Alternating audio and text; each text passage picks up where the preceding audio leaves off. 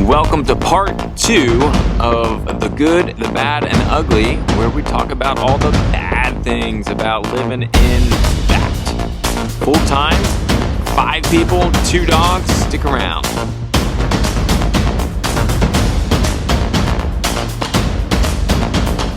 Okay, welcome back everyone. Today we have the bad of full-time living.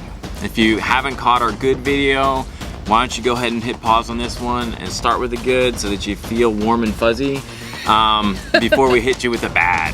Okay. All right, first up on the list on the bad. Space. Everybody asks us, how do you fit 5 people and 2 large dogs in that box? I don't even know how many square feet it is. I don't know either. I know when it's closed up, we're about 23 feet long and 7.5 feet wide. Mm-hmm. When we're parked, there's one slide that comes out and then 3 queen beds that kind of flip out. So it does enlarge its footprint, but it's still kind of cramped. So no matter which way we put it, the space is small. One of the biggest frustrations with space often rears its ugly head when it's time to cook. Yeah.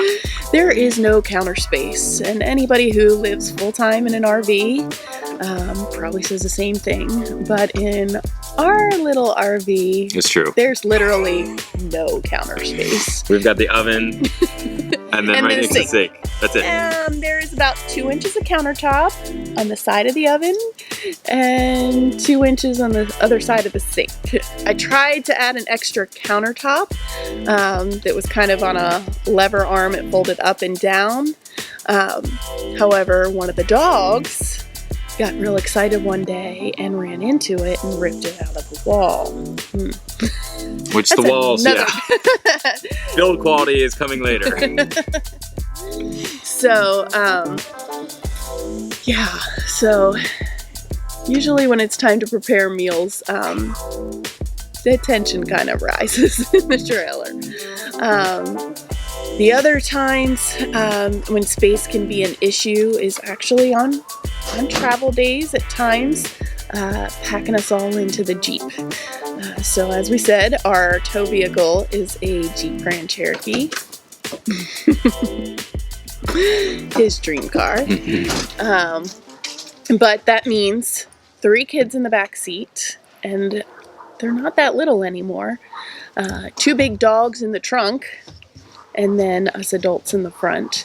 So that kind of can get cramped as well. Although there is decent space there, it just leaves no room for any kind of storage or anything. So when we have to go grocery shopping or go to the laundromat and we need a place to put everything, groceries or clothing, it makes it an interesting trip home. Which is why we have a roof rack now with 2 big storage bins. So we think we've got that one solved. Yay! And other space issues would be when it's raining, right? Yes, when the weather is bad. So we have had a few stretches there where it's been rainy or bitter cold, and we just can't enjoy outside that much. And it gets a little frustrating being cramped up into the trailer.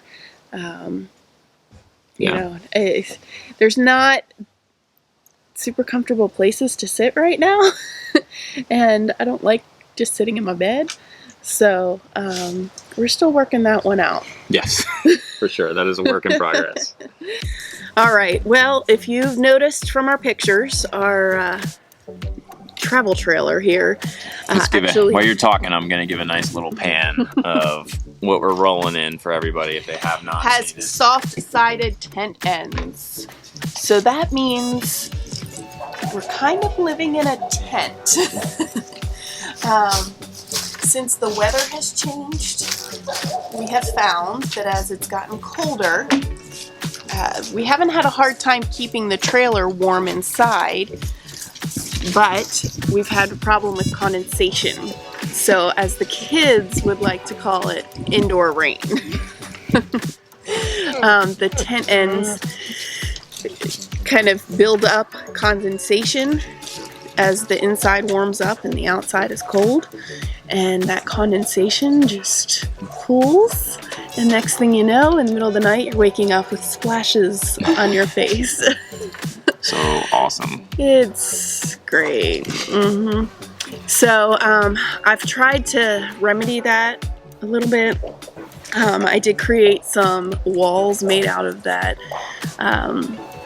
Reflectix, yes. It's basically foil covered bubble wrap. And then I covered that with fabric and made some wall inserts. And so we do not get that buildup on the walls. The problem right now is the roof of the tent. So we're working on a solution. And if you have one, please put it in the comments below. We will take your suggestions. Absolutely. So one I'd throw under the bad list would be teardown days and setup days. It's kind of like moving your house repeatedly over and over again. And so we're getting a little bit better at it, and we're trying to slow down a little bit. But currently we are heading up north to see family, which going north in winter with 10 ends is not intelligent. So family, I'm sure, really appreciates the effort we're going through here. But the actual time that it takes to kind of break down camp and set up camp, and especially with the 10 ends, it just makes it one extra step. And so, you know, we kind of like, so one of the reasons we got the trailer we got was that it is a smaller trailer that once you're parked, expands and opens a footprint. So given that we've got the Trailhawk towing our trailer, it's lightweight enough for it to tow, which it does great. Still knock my Jeep, love my Jeep. It does good. But then we roll into camp, and then we've got tents that have to open up, and it just, and then of course the storage that we already had. So definitely I would put on the bad is breakdown, setup, and I guess really the fix for that would be a rig that we didn't mess with 10 ends. Or it helped too when we had to stop back to move everything out of our house. We actually left our bikes in storage, knowing that we were heading into winter. And now we don't have to worry about taking the bikes off the bike rack, which actually is kind of underneath Caleb's bunk end. So the bikes always had to come off the rack in order to put the bunk end in, and then back on the rack, which was probably another 20-minute process. Yeah, so that's helpful. Definitely. Another thing with space is lack of storage. I like getting creative with space, and I tried really hard to find creative ways to store our clothing and our kitchen supplies and tools, etc. And I'm able to find a spot for everything we absolutely need. However, if it's not put back in that spot exactly, it's horrible. It's a mess. So I would say lack of storage is bad. You know, we whittled things down quite a bit, and you know, the kids have basically little shoe boxes of their toys and stuff, and we have a bin of books, but other than that, we've got clothes. We've got enough clothes for just about 2 weeks, and that includes all our seasons. Because when you're coming from Texas, one day it's summer and the next day it's winter.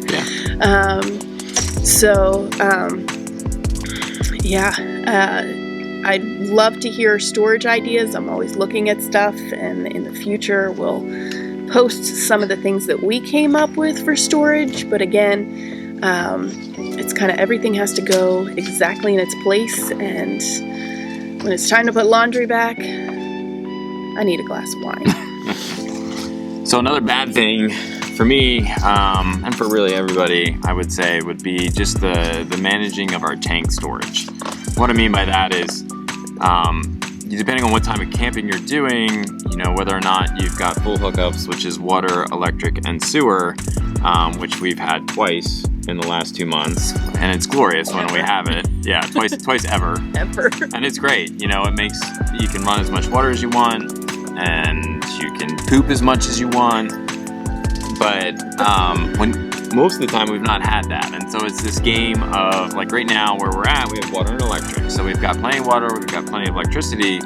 But if you're not careful, then you fill up your gray tank. The black tank, not so much. It's got to be a bad day for a bad week. Fortunately, we haven't had that kind of bad Yeah. experience yet. Stomach bug or something. I don't know. But that's not really the issue. But the gray tank is, and you can't just dump it wherever you want to dump it. And so it's this game of trying to really conserve how much water you're using, how long your showers are, who washes the dishes when the kids like to wash. Well, they don't like to wash. They don't like to wash when dishes. we make them wash the dishes.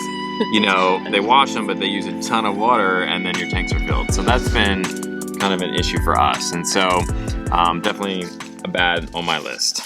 Finally, I would say one of the bad things has been trying to set a routine as a family. Obviously, we still have to teach our kids. And yes, we're learning a ton on the road and through experiences, but we still have some formal things that we need to do with them. And with Brad and I working out, kind of starting our own business, and we have to be more disciplined in setting up a routine of work times and school times and quiet times. Recharging times for us. For recharging. Kids.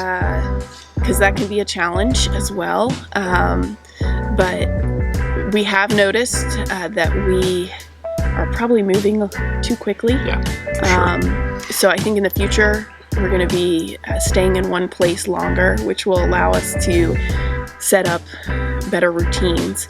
Because right now, basically, on a travel day, you're shot. Yeah. Nothing is getting done except for the teardown and the setup. And, you know, in an ideal world, we could make our kids do work in the car, but it really doesn't happen. We're not at that level. We aren't that with it. So, yeah, so I think we have to change our routines a little bit in that sense, or establish routines. Yeah, it's difficult too, for sure. And I mean, this was a challenge for us even before in a regular house. Yeah, let's be honest. If we're really being honest, neither one of us are super organized. Yeah. And we often joke about how we need somebody who's a little bit more type A. To kind of organize us a little bit. We're pretty much like type C or D. Which makes it kind of hard when it comes to getting things done on a regular basis. Right. So. And to be fair with that, like, you're in a new spot fairly often, and so even just knowing the lay of the land, where are the grocery stores, where's the nearest gas station, you know, for me, like, I like to run and do some outside exercise, and so where's a safe place to run? My sense of direction is pretty crap. And so lately I've been driving to an area first, and then I'll go back and run it, or make sure I know where I'm going on the map so that I'm not wandering in the wilderness and I get lost. So. And his sense of direction is. Yeah. And so, so, you know, and we don't always have cell service. So just with that, if I'm out and I don't have cell service, then it's really important to kind of make sure everybody knows where I'm at in case I fall, which I've done on runs, or, I don't know. A bear attacks me or something like that, which hasn't thankfully happened, and hopefully it won't. But we've had bison. Yep, we've had a bison encounter. But so anyway, definitely difficulty setting routines would probably be wrapping up our list of kind of the bad things that we've hit so far. All right, so there you have it. There's our top 5 bad things so far of life on the road and challenges of life on the road. I hope you enjoyed this video. Stick around, we got one more in this series coming out, and that's going to be on the ugly. Sounds like we might pull some kids in for that. They seem pretty excited to talk about the ugly things that happen in our trailer. So anyway, hope you enjoyed the video. And don't forget to like and subscribe. Click the button below and give us a thumbs up. Yes, or a thumbs down, but we'll take it too. If you leave a thumbs down, constructive criticism, but really we're just looking for thumbs up. So